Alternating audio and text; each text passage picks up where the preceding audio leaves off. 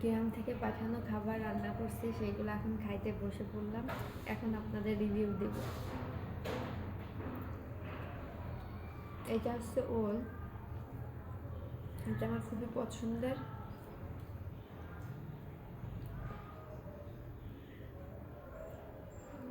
আপনারা কে কে পছন্দ করেন বলবেন, আর আপনার কীভাবে খান, ঝোল করে, ভর্তা করে, ভাজি করে।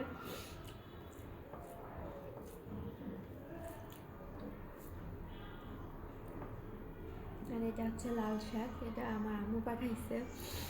লাল শাক আমাদের সবারই পছন্দ, সবারই মনে হয় পছন্দ। গ্রামের লাল শাক একটু পানি দেওয়া লাগে না, কিছু না, অটোমেটিকলি সিদ্ধ হয়ে গেছে। টাটকা জিনিস।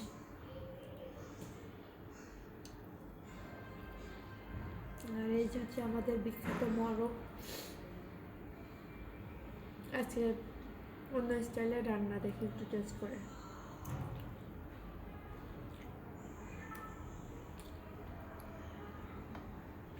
সব কিছু মিলাই অসাধারণ হয়েছে।